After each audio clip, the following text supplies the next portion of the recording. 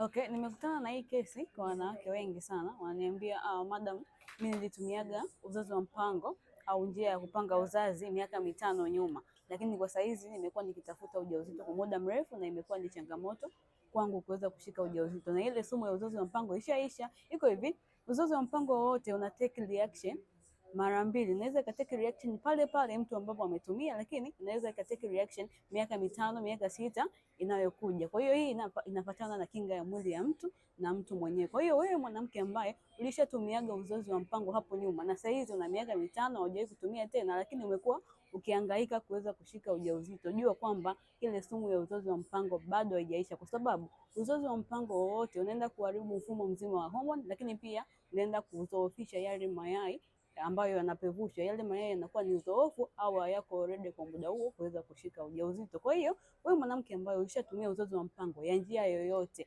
aidha umetumia saa hizi, aidha umetumia miaka 5 nyuma, ni lazima uondoe sumu ya uzazi wa mpango, cha kwanza. Cha pili, ubalance hormones zirudi katika hali ya kawaida, lakini pia uweke mayai yako vizuri, yapevushe vizuri, yawe already kuweza kushika ujauzito. Kwa hiyo kama una changamoto hiyo, unaweza ukanitafuta, ukachukua namba yangu hapo kwenye profile, ukanitafuta nikajua ni jinsi gani naweza kukusaidia kuondokana na hizo sumu za uzazi wa mpango, naweza kupata ujauzito. So kushare, kulike na comment ili wengine waendelee kujifunza. Karibu.